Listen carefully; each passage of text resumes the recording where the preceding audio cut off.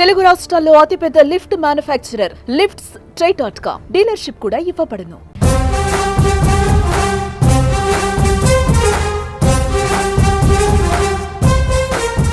దేశ రాజధాని ఢిల్లీ గడ్డపై బీజేపీ సరికొత్త చరిత్ర సృష్టించింది. ఢిల్లీపై కాషాయ జెండా రెపరెపలాడుతోంది. భారీ మెజారిటీతో మ్యాజిక్ ఫిగర్ దాటేసింది. ఆప్ అధినేత అరవింద్ కేజ్రీవాల్కి సొంత గడ్డపై చుక్కలు చూపించి మోడీ తన మార్క్ రాజకీయం చూపించారు. ఈ నేపథ్యంలో బీజేపీ నుంచి ఢిల్లీ పీఠంపై కూర్చునేది ఎవరు అనే చర్చ నడుస్తుంది. బీజేపీ నుంచి ముఖ్యంగా కొందరి పేర్లు వినిపిస్తున్నాయి. ఇదే సమయంలో మోదీ మార్క్ రాజకీయాలలో భాగంగా మహిళకు అవకాశం ఇస్తారా అనే విషయం తెరపైకి వచ్చింది.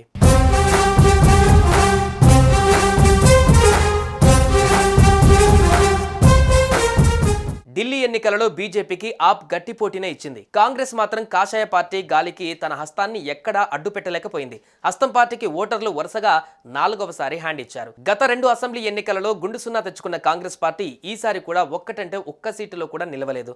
వరుసగా 3 సార్లు ఢిల్లీ శాసనసభలో 0 సీట్లతో హ్యాట్రిక్ సాధించిన పార్టీగా కాంగ్రెస్ పార్టీ సరికొత్త చరిత్ర సృష్టించింది. వరుసగా 3వసారి ఆ పార్టీకి ఢిల్లీ శాసనసభలో స్థానం లేకుండా పోయింది.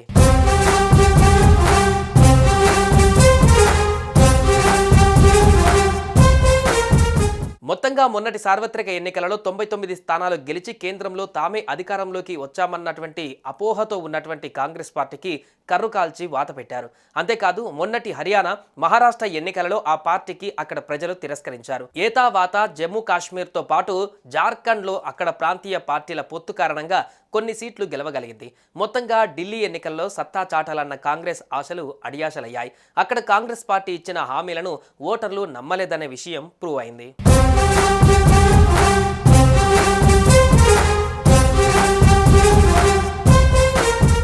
ఢిల్లీ బీజేపీ అధ్యక్షుడిగా ప్రస్తుతం వీరేంద్ర సచ్దేవా కొనసాగుతున్నారు. ఆయన సీఎం రేసులో ముందు వరుసలో ఉన్నారు. తాజాగా ఆయన మాట్లాడుతూ ఢిల్లీ సీఎం పోస్టుపై అగ్రనాయకత్వ నిర్ణయమే ఫైనల్, అది మాకు పెద్ద సమస్య కాదు, ఆప్ను ఓడించడమే మా లక్ష్యం అంటూ కామెంట్ చేశారు. మరోవైపు మహిళా సీఎం ఉంటారనే వాదన అనూహ్యంగా తెర మీదకు రావడంతో కొత్త సమీకరణాలపైన చర్చ జరుగుతుంది. 1993లో ఢిల్లీలో బీజేపీ అధికారంలోకి వచ్చిన సమయంలో సుష్మా స్వరాజ్ కేంద్ర మంత్రిగా రాజీనామా చేసి ఢిల్లీ సీఎంగా బాధ్యతలు చేపట్టారు. మరోసారి మహిళకే సీఎం పగ్గాలు ఇవ్వాలని నిర్ణయిస్తే రేసులో స్మృతి ఇరానీ, మీనాక్షి లేఖి, బన్సూరి స్వరాజ్ పేర్లను బీజేపీ అధిష్టానం పరిశీలించే అవకాశం ఉంది. అదేవిధంగా ఎన్నికల ప్రచారంలోనూ మహిళా ఓటర్లే లక్ష్యంగా హామీలు గుప్పించిన విషయం తెలిసిందే.